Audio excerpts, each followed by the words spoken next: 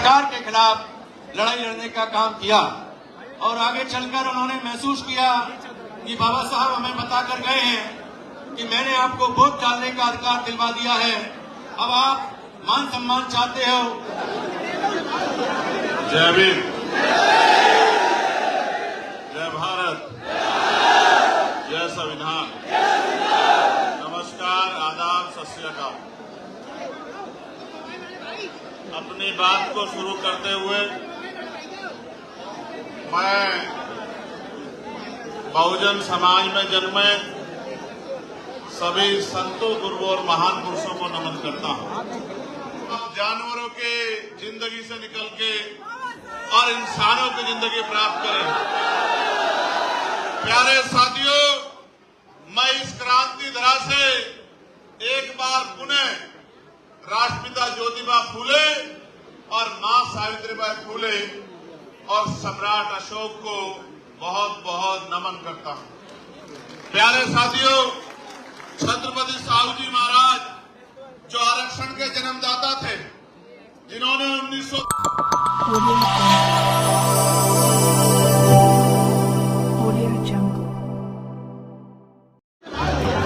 जय भीम, जय भारत, जय संविधान। नमस्कार, आदाब, सत श्री अकाल। अपनी बात को शुरू करते हुए मैं बहुजन समाज में जन्मे सभी संतों, गुरुओं और महान पुरुषों को नमन करता हूं। नमन इसलिए करता हूं कि जब इतिहास को पढ़ते हैं, जानकारी हासिल करते हैं, तो यह एहसास होता है कि अगर वो महापुरुष ना होते तो शायद आज भी हम जानवरों से पूरी जिंदगी इस देश में जी रहे होते।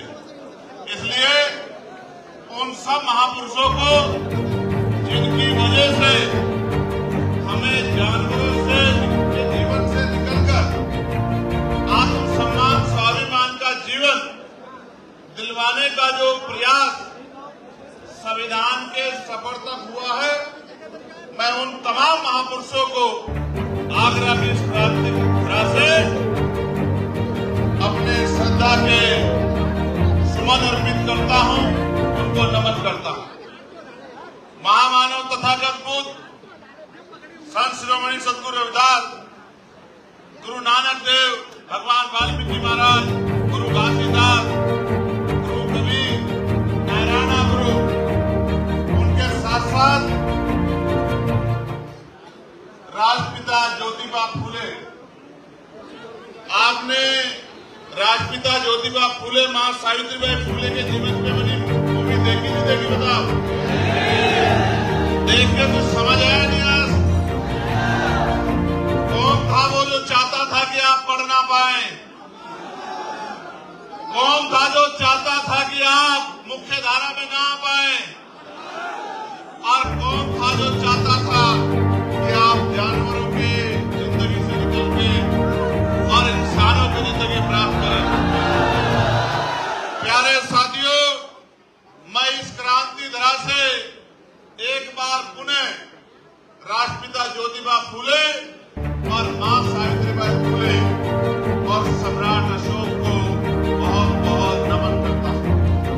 प्यारे साथियों, छत्रपति साहू जी महाराज जो आरक्षण के जन्मदाता थे, जिन्होंने 1902 में आरक्षण की व्यवस्था की कमजोर वर्गों के लिए, डॉक्टर बाबा साहब अम्बेडकर जो नारियों के मुक्तिदाता थे, गरीबों के भाग्य विधाता थे, जिन्होंने संविधान लिखकर आपको, मुझे और मुझ जैसे करोड़ों लोगों को, इस देश की तमाम जातियों की महिलाओं को मुख्य धारा में आने का, डॉक्टर, इंजीनियर, IAS, IPS, वकील, जज, विधायक, सांसद, मंत्री, मुख्यमंत्री, प्रधानमंत्री, राष्ट्रपति बनने का अगर अधिकार किसने दिलाया, ऐसे डॉक्टर बाबा साहब अम्बेडकर को हम लोग नमन करते हैं।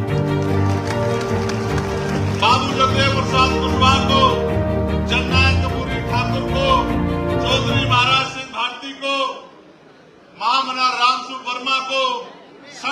बी.ए. प्रजापति जी को, ब्रह्मानंद लोधी जी को, मां फातिमा शेख को, मां मस्तिकाबाई लोधी को, मां सरकारी बाई को, तमाम वो वीरांगनाएं जिनका योगदान रहा है, मां अहिल्याबाई होलकर, मान्यवर दीना भाना वाल्मीकि जी और मान्यवर साहब श्री काशीराम जी को भी मैं उनके चरणों में नमन करता हूं।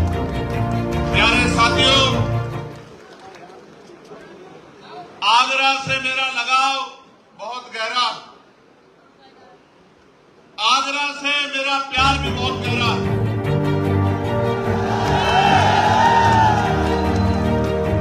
क्योंकि ये वो धरती है जहां बाबा साहब अम्बेडकर के आंसू गिरे हैं। इस धरती पर कर्ज है और हम उनकी असली औलादे हैं। हम कर्ज उतारना जानते हैं। मैं आगरा के साथियों का, जिन्होंने समय समय पे इतिहास लिख के आगरा की शक्ति को बताने का काम किया है, उन तमाम साथियों का बहुत बहुत धन्यवाद देता हूं। जितने संगठन के लोग आज यहां अपना प्यार आशीर्वाद देने के लिए आए हों, चाहे वो हमारा भीम नगर का कार्यक्रम हो, चाहे हमारे महिला मोर्चे की जो यहाँ संगठन चलते हैं महिला विकास के लिए, चाहे उनके हमारे नेता कार्यकर्ता हों, चाहे हमारे व्यापार मंडल के साथी हों, चाहे हमारे लीगल सेल के साथी हों, चाहे हमारे अनुशासन समिति के साथी हों या हमारे भाईचारा कमेटी के साथी हों, मैं इस मंडल के सभी मंडल के, जिले के, विधानसभा के और गांव में अंतिम वो व्यक्ति जो बाबा साहब अम्बेडकर का झंडा पकड़ के घूम रहा है, उन साथियों को भी बहुत बहुत धन्यवाद देता हूं। प्यारे साथियों, आगरा, और जब मैंने कहा कि आगरा से मेरा प्यार है तो उसका कारण भी बहुत बड़ा है। आगरा में बाबा साहब अम्बेडकर ने एक बुद्ध विहार जो शक्तिपाठ में बना था, वो अपने हाथ से जो है उसका उद्घाटन करने का काम किया था। वो हमारी धरोहर भी यही है और यही बाबा साहब की अस्थियां भी रखी गई है। ये आगरा ऐसे क्रांति धरा नहीं बना। कई बार उन्हीं संघर्ष में भी आगरा ने अपनी शक्ति का एहसास कराने का काम किया है। ये आगरा, इसको देश जानता है। मैं अपनी पार्टी के जो सम्मानित राष्ट्रीय कोर कमेटी के नेतागण भाई अमित कसाना जी, भाई सतपाल चौधरी जी जो मेरे साथ चल के आए, मैं उनका भी बहुत बहुत धन्यवाद करता हूं।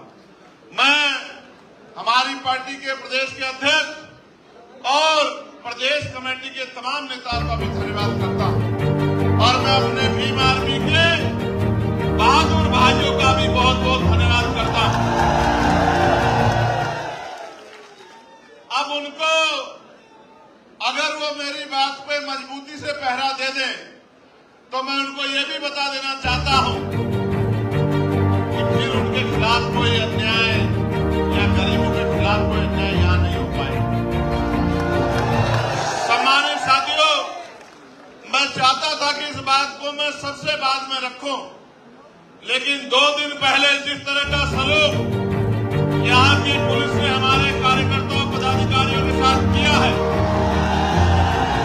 मैं डंके की चोट पे ये कहना चाहता हूं कि हम स्वाभिमानी लोग हैं, ना हम किसी पे अन्याय करते हैं और ना कभी हम अन्याय सहते हैं। समय आने दीजिए, अन्याय करने वालों से उस समय इंसान किया जाएगा। मेरी बात को अगर किसी ने कोई अपराध किया है, उसकी सजा उसको कोर्ट देगा। आप अपराधी को गिरफ्तार करें, जांच करें, कोर्ट में रिपोर्ट पेश करें।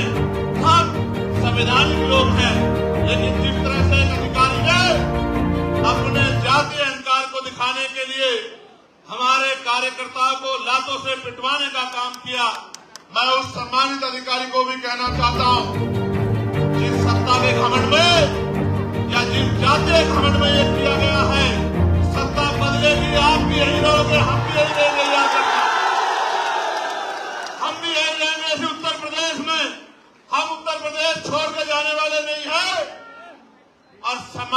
अधिकारी महोदय आपको भी नहीं जाने देंगे, मेरी बात को याद रखना। अगर आपके चहितों ने डेपुटेशन में कहीं भेज दिया तो वहीं से खींच के यहाँ आगरा लेके आएंगे, मेरी बात को आप याद रखना। मुझसे बड़ा पुलिस का समर्थक आपको कोई नहीं मिलेगा। आजादी के 75 साल में अगर पार्लियामेंट में पुलिस के भाइयों को भी न्याय मिले, 8 घंटे की ड्यूटी उनको अन्य कर्मचारियों की तरह करने का मौका मिले, सप्ताह में उन्हें एक दिन छुट्टी मिले, उनकी बॉर्डर स्कीम खत्म की जाए, उनकी वेतन विसंगतियां दूर की जाए, ये मामला भी अगर पार्लियामेंट में किसने उठाने का काम किया तो आपके चंद्रशेखर आजाद ने किया। आप अच्छा करोगे तो सर माथे रखेंगे, आपका सम्मान करेंगे, और अगर आप अन्याय करोगे तो अन्याय करने वाले अपराधी के साथ जिस तरह का सलूक होता है उसी तरह का सलूक आपके साथ होगा। इस बात को आप याद रखना। सम्मानित प्यारे भाइयों, ये प्रबुद्ध सम्मेलन है जहां दूसरी पार्टियां एक जाति को प्रबुद्ध बता के प्रबुद्ध सम्मेलन करने का काम करती है, और बाबा साहब अम्बेडकर के संविधान में जो समता समानता की बात की गई है उस समता समानता को नीचा दिखाने का काम करती है, ये बताने का काम करती है कि देश में एक ही जाति एक ही धर्म प्रबुद्ध है और बाकी लोग प्रबुद्ध नहीं है। मैं आज ऐलान के साथ कहना चाहता हूं कि हमें अवसर मिला, इस 75 साल में हमने भारत की कोई पोस्ट नहीं छोड़ी जिस तक हमने पहुंचने का काम न किया हो, और ये हम सिर्फ आरक्षण के दम पे नहीं पहुंचे, अपनी मेहनत के दम पे भी पहुंचे हैं। ये भी किससे छिपा हुआ नहीं है। हाँ, एक बात तो जरूर है, एक पोस्ट बाकी है जो बाबा साहब अम्बेडकर का भी सपना था, जो हमारे मान्यवर काशीराम साहब का भी सपना था, इस देश में भी कमजोर वर्गों का प्राइम मिनिस्टर नहीं बना। मैं आपको बहुत विश्वास से कहता हूं, आगरा का कर्ज लेके कहता हूं, आगरा के भाइयों से वचन दे के कहता हूं कि वो दिन भी आएगा कि जब बाबा साहब अम्बेडकर के विचारों का व्यक्ति प्रधानमंत्री भी बनेगा और देश की कुर्सी में भी बैठेगा। और ये होगा कैसे? ये होगा ऐसे कि देश में लोकशाही है। लोकशाही लोकतंत्र का मतलब होता है जिनका वोट होगा उनका राज होगा, जिनका वोट होगा उनका राज होगा। यही लोकशाही का पैमाना है, और वो नारा ये है कि जिसकी इतनी संख्या बारी उसकी उतनी हिस्सेदारी। नारा ये है कि वोट हमारा राज तुम्हारा, नहीं चलेगा नहीं चलेगा। आप और कहीं मत जाओ, हम आगरा पे बात आज करेंगे, आगरा मंडल पे बात करेंगे, आगरा जिले पे आप आज बात करेंगे।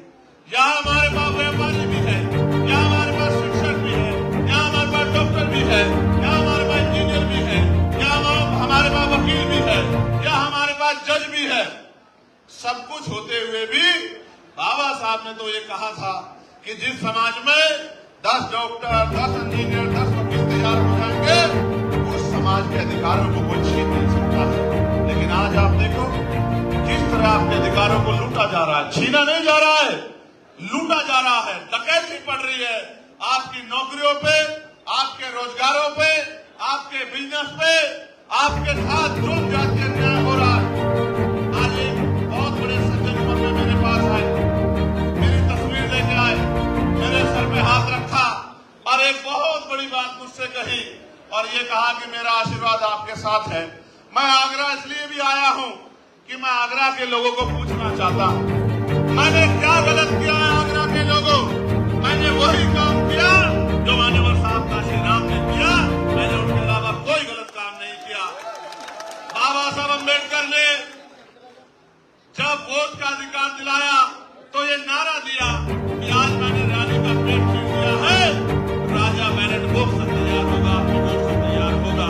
और उन्होंने दल बनाया, उन्होंने इंडिपेंडेंट लेबर पार्टी बनाई। जब उससे भी समाज शासन नहीं बना तो उन्होंने शेड्यूल कास्ट फेडरेशन बनाया। जब उससे भी समाज शासन नहीं बना तो उन्होंने आरपीआई बनाई। जब आरपीआई बन गई उससे पहले ही बाबा साहब अम्बेडकर हम लोगों को छोड़कर चले गए। आरपीआई बन गई, मान्यवर काशीराम साहब आरपीआई के आंदोलन को आगे बढ़ाना चाहते थे, वो राजपथ के अधिकारी थे, डीआईजीओ में थी, साइंटिस्ट थे, नौकरी छोड़ दी, परिवार छोड़ दिया, शादी नहीं कराई, सारी संपत्ति को त्याग दिया और भूखे प्यासे समाज को समझाने निकल गए। जब वो समाज को समझा रहे थे तो समाज कांग्रेस को वोट देता था, अन्य पार्टियों को वोट देता था। जब काशीराम समझाने जाते थे सामान्य वर्ग, तो हमारे लोग ये कहते थे कि काशीराम आगे है और हमें शासक बनाने की, हुक्मरान बनाने की बात कर रहे हैं। इन्होंने अपनी तो नौकरी छोड़ दी है और हमारे बच्चों के नौकरी के रास्ते भी बंद करना चाहते थे। साहब ने घर घर जाके समझाया, अपमान भी सहा, तिरस्कार भी सहा, आरोप भी सहे। लेकिन दूसरी पार्टियों के लोग उनको सीआईए का एजेंट कहते थे। तमाम परेशानियां उठाने के बाद उन्होंने अपना लक्ष्य नहीं छोड़ा और जब आरपीआई ने मौका नहीं दिया तो उन्होंने अपनी पार्टी बनाई, अपना संगठन बनाया, समाज की जड़ें पैदा की, घर घर जाकर लोगों को जगाया, गिरे पड़े समाज में नेता बनाने का काम किया और आज उनकी बदौलत उनसे सीख लेके मेरे जैसे लोग, आपके जैसे लोग तैयार होके पिछले आंदोलन में आहुति देना चाहते थे, उसी आंदोलन को कामयाब करना चाहते थे, उसी आंदोलन को दिल्ली ले जाना चाहते थे। लेकिन जब उन्होंने दरवाजे बंद कर दिए तो समाज की रक्षा के लिए और महापुरुषों के कारवा को आगे बढ़ाने के लिए, बाबा साहब अम्बेडकर के वोट के अधिकार की रक्षा करने के लिए और जुल्म जाति को रोकने के लिए हमने भी संगठन बनाया, समाज की सेवा की, जेलें काटी, लाठियां काटी, लाठियां खाई, दांत तोड़ दिए गए, रीढ़ की हड्डी तोड़ दी गई, तमाम तरह के जुल्म किए, इनसे भी पेट नहीं भरा तो गोली चलाई गई। आप सबके सहयोग आशीर्वाद से और महापुरुषों के आशीर्वाद से गोली से भी बच गया, फिर संघर्ष करता रहा, जान की परवाह नहीं की, साथियों ने मदद की, एक पैसा जुटाया, नगीना में चुनाव लड़के आपकी आवाज को बुलंद करने का काम किया, पार्लियामेंट में आपकी आवाज को उठाने का काम किया।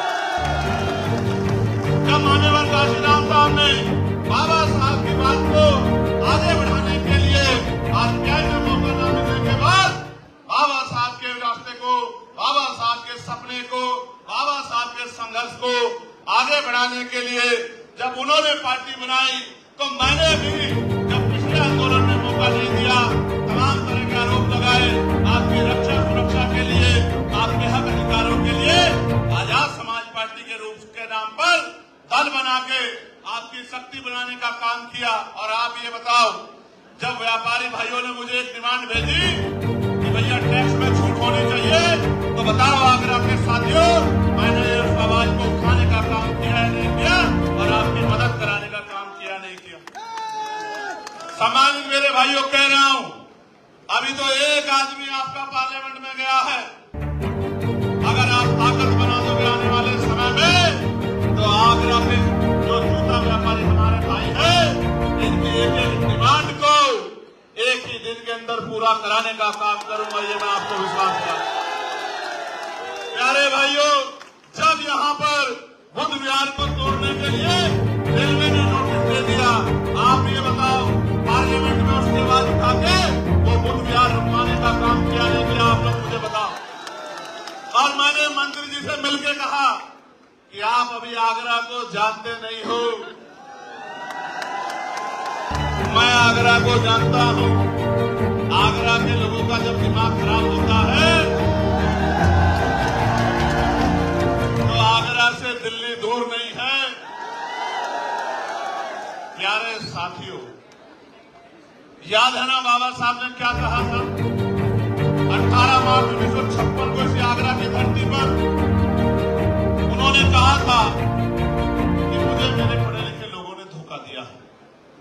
मैं इस समाज को, इस कारवा को जहां तक पहुंचाना चाहता था वहां तक नहीं पहुंचा पाया हूं।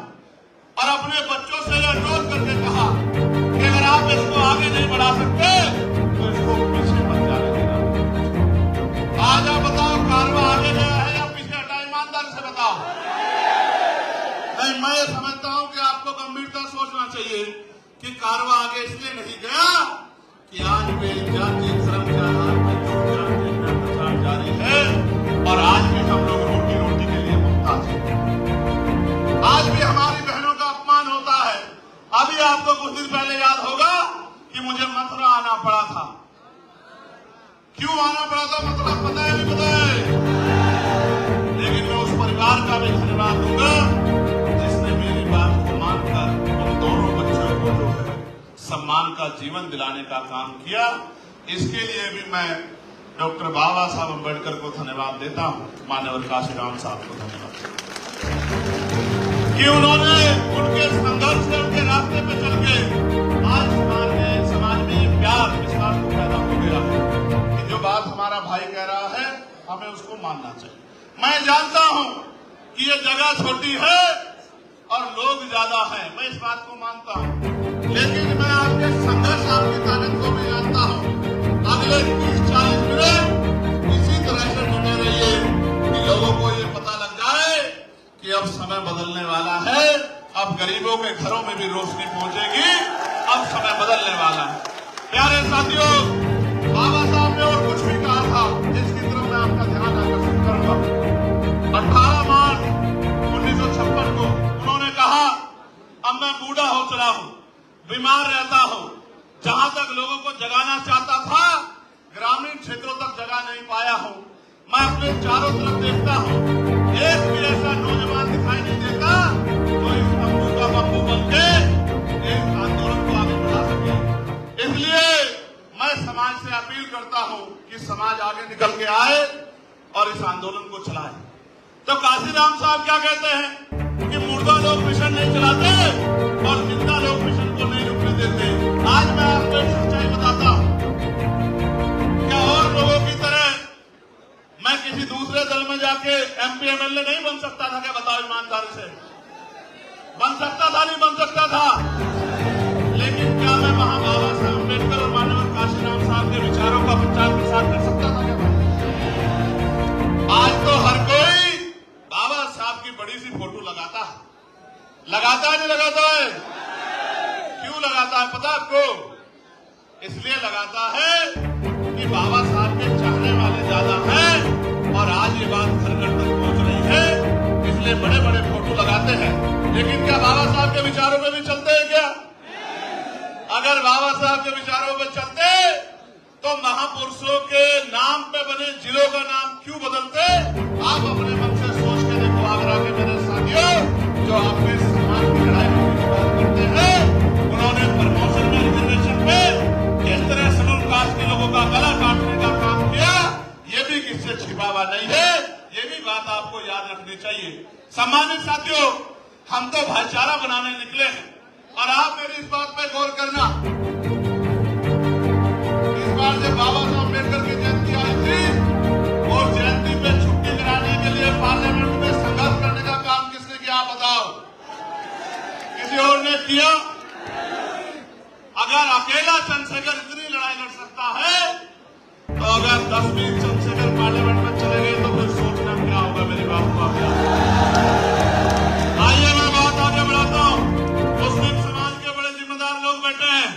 अभी मेरठ में एक दरोगा जी ने एक गरीब की ठेली वाले को किस तरह पीटने का काम किया, वो शिक्षा वाले। और कल अलीगढ़ में क्या हुआ आपने नहीं देखा क्या? ये किसी के अंदर हिम्मत नहीं है बोलने की। बताओ, मैं भी अन्याय पर चुप हो जाऊं क्या? बताओ तो आप बताओ, अगर किसी ने अपराध किया है तो उसको कोर्ट सजा देगा, उसको पुलिस सजा देगी, उसको पुलिस गिरफ्तार करके ले जाएगी। क्या भीड़ के हाथ में उसको मारने के लिए छोड़ देना चाहिए? अभी तो आरोप भी तय नहीं हुए, पिछले कितने ऐसे आरोप लगे हैं और बाद में कोर्ट ने उस पूरे आरोप को गलत साबित करके उनको बाइज्जत बरी करने का काम किया है। वो बच्चे अपनी पर्ची दिखा रहे थे। ये जो बड़े बड़े मीट के कारोबारी हैं, आप ये फैक्ट्रियां पता करो कि ये मुसलमानों की है, दलितों की है, पिछड़ों की, आदिवासियों की है या 100 करोड़ अपर कास्ट के लोगों की, ये सारी मीट की फैक्ट्रियां हैं जहां धड़ाधड़ जो है मीट का काम आगे बढ़ रहा है। उन बच्चों को किस तरह मारने का काम किया और ये मारपीट पुलिस की जानकारी में, पुलिस की सुरक्षा में हुई। जब रक्षक ही अपना काम छोड़ देगा तो फिर खाल उतरनी तो लाजमी है। आज बारातें रोकी जा रही है, आज आपके अधिकारों को लूटा जा रहा है। किसान भाइयों को कहा गया कि आपकी आमदनी दोगुना कर देंगे, आपको सब्सिडी देंगे। यूरिया में जो वजन होता था वो कम कर दिया, पैसे बढ़ा दिए, DAP में पैसे बढ़ा दिए और तमाम जगह लाइन लगती है। गर्मी में, सर्दी में, बारिश में किसान परेशान होता है और उनसे कहा गया बिजली के दाम कम करेंगे, कोई दाम कम नहीं करे, बिजली का बिल माफ करेंगे, कोई बिजली का बिल माफ नहीं किया और किसान परेशान है और सुसाइड कर रहा है और किसानों के हितैषी बताने वाली सरकार चैन से पढ़ के सो रही है। नौजवानों से वादा किया कि आपको रोजगार देंगे, आपको स्किल डेवलपमेंट करेंगे, आपको तरक्की देंगे, लेकिन आप ये बताओ उत्तर प्रदेश में कोई एक भर्ती ऐसी बताओ जिसमें घोटाला ना हो। भर्ती बाद में आती है, पहले पेपर लीक हो जाता है, नहीं हो जाता है।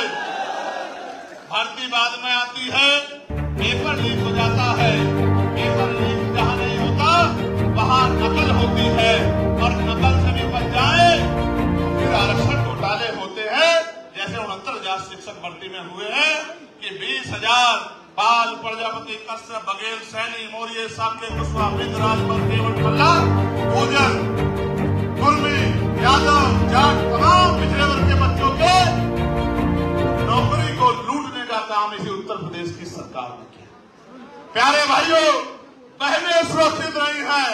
अखबार पढ़ के देखो, आज इस मंच पे बहुत सारी बहनें बैठी हैं। एक बार जरा सामने जाओ, आज इस मंच पे इतनी सारी बहनें बैठी हैं। एक बार मैं बहनों से कहूंगा जरा हाथ ऊपर एक बार खड़ा कर ले। ईमानदारी से बताओ क्या आज महिलाएं बहनें सुरक्षित है उत्तर प्रदेश में? आज बहनें सुरक्षित नहीं है।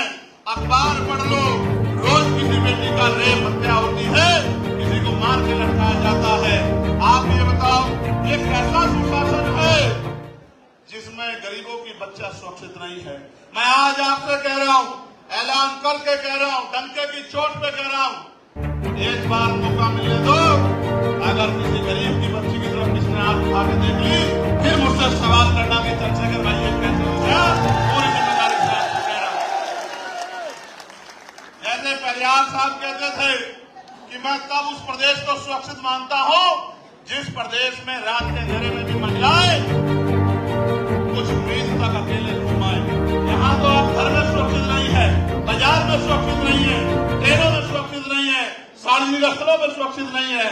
और तरक्की कहते थे महिलाओं की तरक्की करेंगे, 5 किलो अनाज पे लाके रख दिया कि ये अनाज के चक्कर में रोजी रोटी को भूल जाए, शिक्षा को भूल जाए, रोजगार को भूल जाए, अच्छी अस्पताल व्यवस्था को भूल जाए। कल ही मैंने देखा बलिया में शर्म से सर झुक गया, एक बहन को खुले में डॉक्टर नहीं है, नर्स नहीं है, प्रसव पीड़ा हुई, खड़े खड़े उसको जो है उसकी डिलीवरी हुई, दूसरी महिला उस बच्चे को खून में लथपथ बच्चे को लेके बैठी है।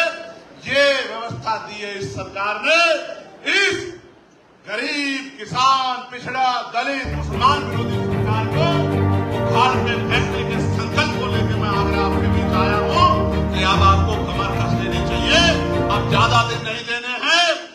2012 से और 2027 तक 15 साल बैठते हैं, 15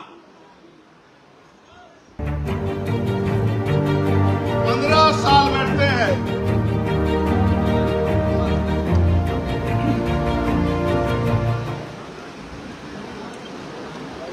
2012 से 27 तक कितने साल बैठते हैं?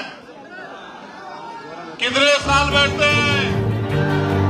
राम जी का वनवास भी 14 साल का था, आपको 12 साल का अनुयायी हो और कितने दिन वनवास रखोगे ये सोच लो। 15 साल हो जाएंगे और 15 साल में जिन वर्गों पे सत्ता नहीं होती, ना उनको नौकरी मिलती है, ना रोजगार मिलता है, ना अधिकार मिलते हैं, ना जुल्म जाति उन पर रुकती है। काशीराम साहब कहा करते थे जिनकी सत्ता नहीं होती उनकी बहन बेटियों पर अत्याचार होता है, उनकी बहन बेटियों पर जुल्म होता है। जिनकी सत्ता नहीं होती उनकी तरक्की के रास्ते रुक जाते हैं। आज आप महसूस करके देखो कि क्या हो रहा है।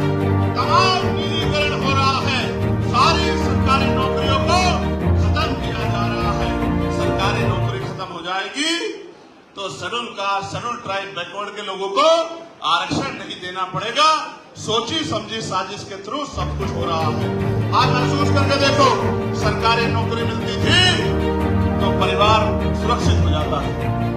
आगे सरकारी नौकरी नहीं आएगी, फिर क्या करोगे? मेरे वाल्मीकि समाज के भाई तख्तियां उठा के दिखा रहे हैं। आज मजबूरी में 7,000 रुपए, 9,000 रुपए, 11,000 रुपए, 15,000 रुपए काम लेते हैं। पहले 500 दिन कच्चा रखते हैं, 500 दिन काम करने के बाद संविदा पे लाते हैं और 5-7 साल बाद संघर्ष करा के अगर वो जिंदा बच जाए उन्हीं को पक्का करते हैं।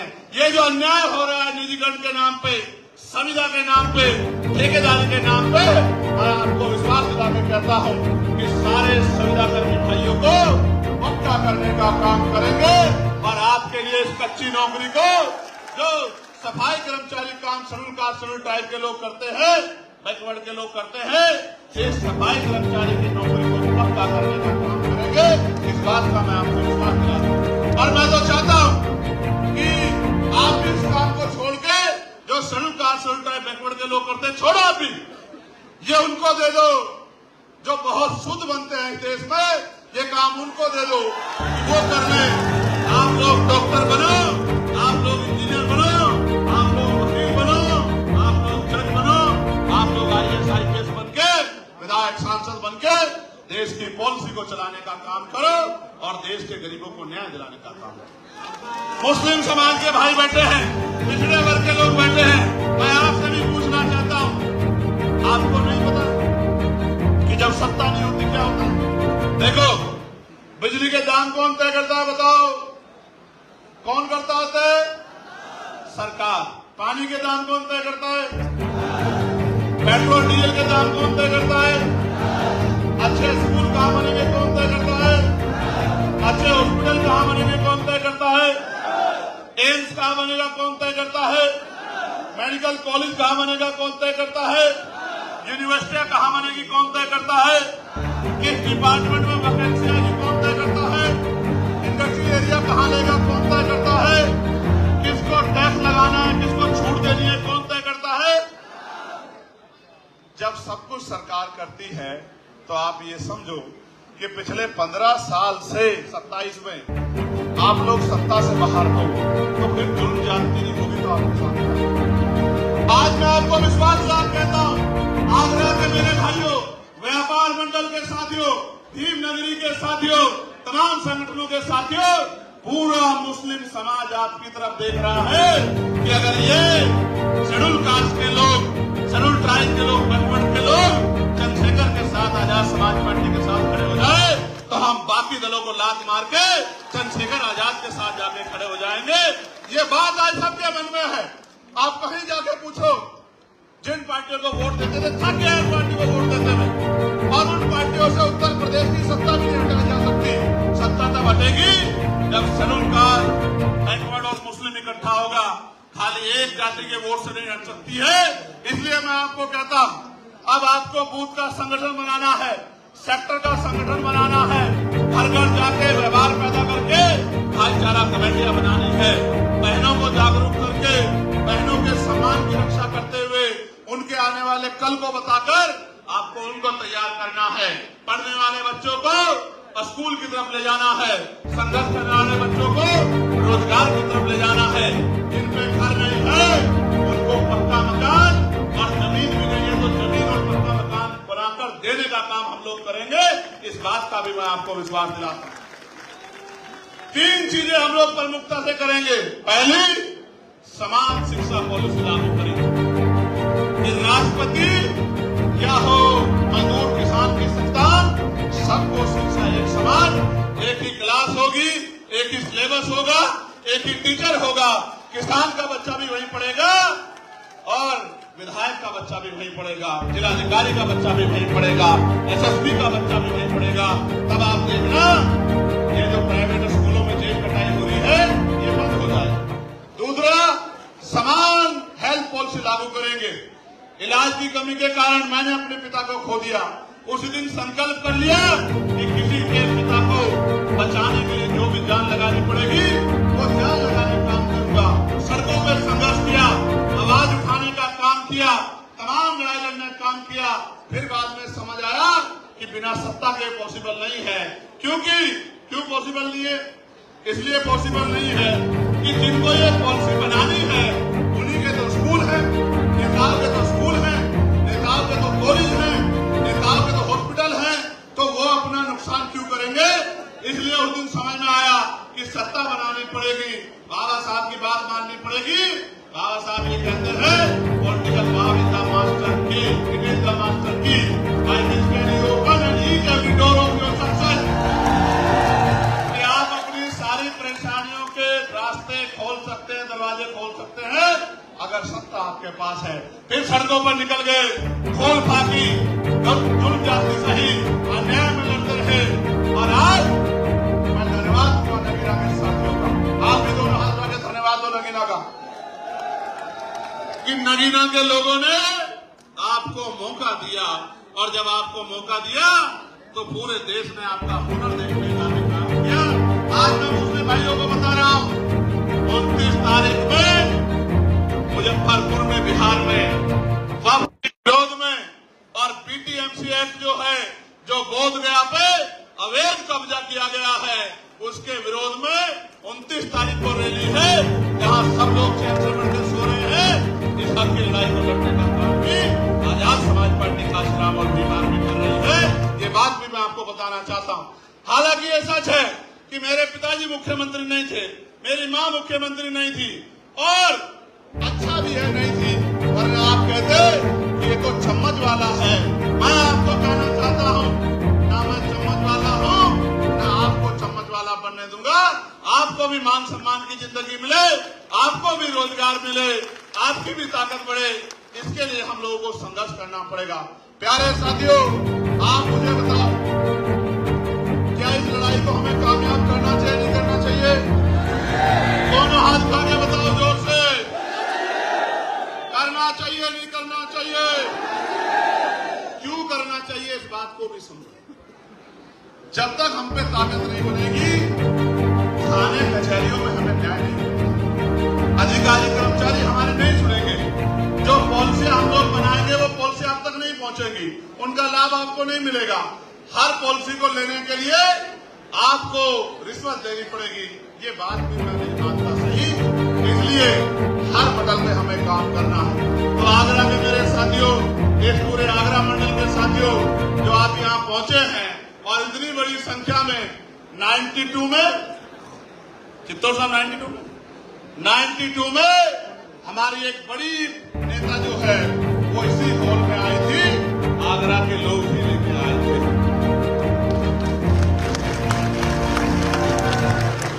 अब उनको आप 92 में इस हॉल में लेके आए, फिर आपने उनको ताकत भी दी। अब मैं आपसे पूछना चाहता हूं, इस हॉल में तो मुझे ले आए हो, ताकत दोगे नहीं दोगे ये भी बताओ। देखो, इस तरह समझो, इस तरह समझो, क्रिकेट देखते हो नहीं देखते हो?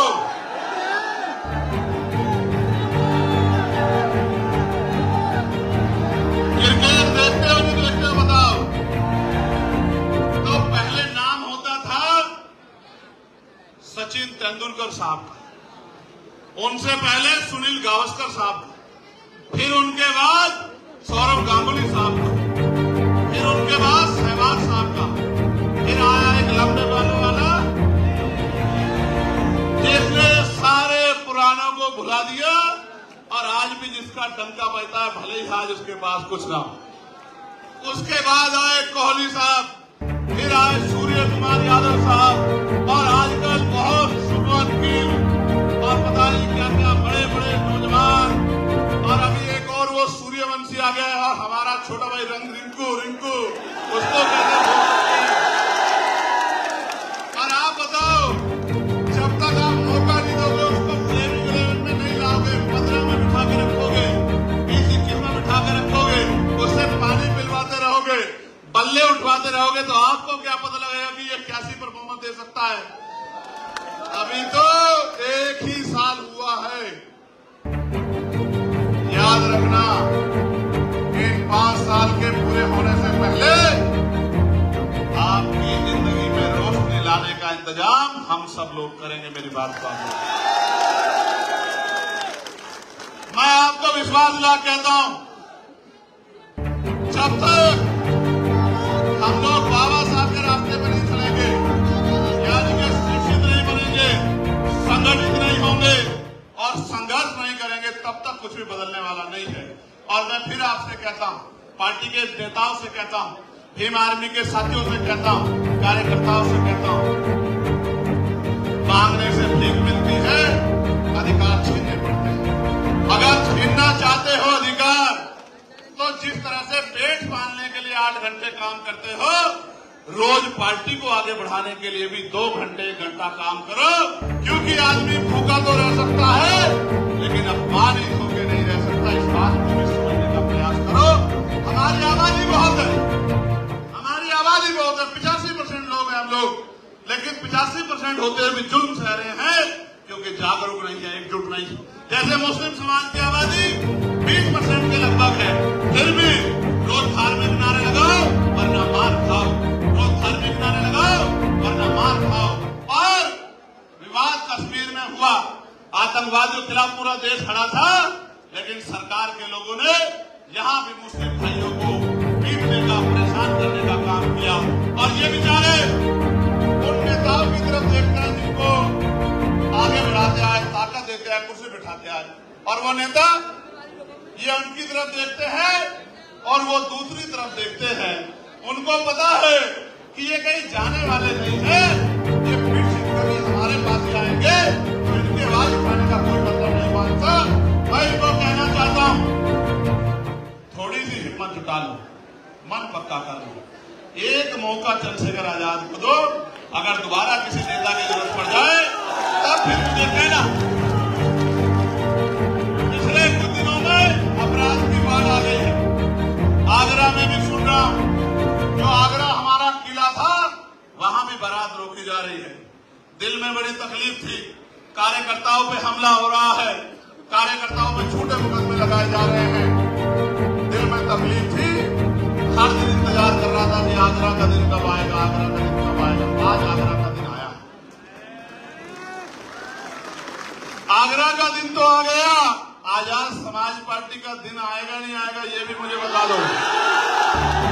अच्छा आप बताओ, अभी मेरे हाथ में न ट्रांसफर करने की पावर, न पोस्टिंग करने की पावर, न नौकरी देने की पावर, न रोजगार देने की पावर, न जुर्म जाति रोकने की पावर।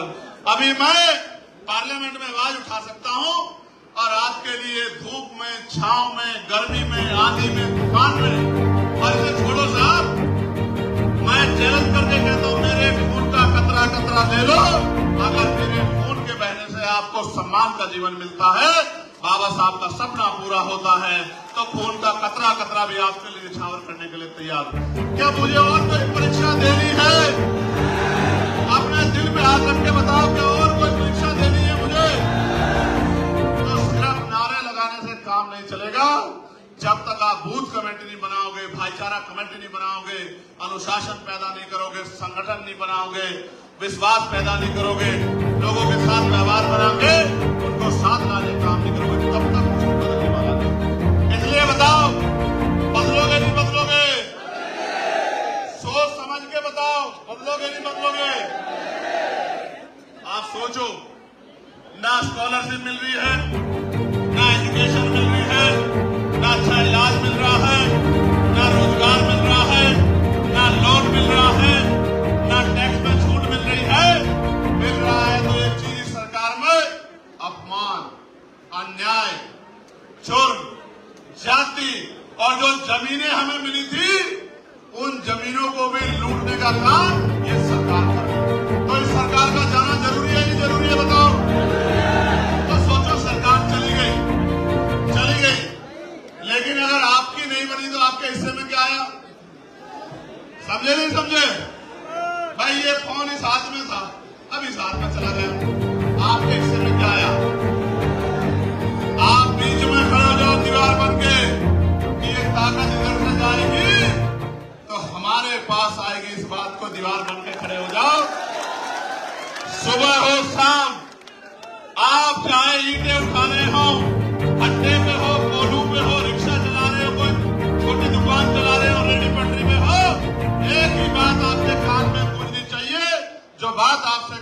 यहां से विदाई लूंगा कि हमें अपनी ताकत 2027 में बनानी है। ये बात आपके कानों में हर समय गूंजनी चाहिए। और 2-3 नारे आपको मेरे सामने लाने, तैयार हो? ये जो मंच के लोग हैं ये भी तैयार है, नहीं तैयार है? हमारी सेना जिंदाबाद, भारतीय सेना जिंदाबाद, हमारे अर्धसैनिक बल जिंदाबाद, हमारे अर्धसैनिक बल जिंदाबाद, देश का किसान जिंदाबाद, देश का मजदूर, देश का नौजवान जिंदाबाद, और हमारी पुलिस जिंदाबाद। दोबारा लगाओ, हमारी पुलिस जिंदाबाद। देखो इस बात को समझो, पुलिस सरकार में ये जो कुछ करते हैं कुछ लोगों को छोड़ के बाकी लोग मजबूरी में करते हैं, सरकार इनको आदेश देती है।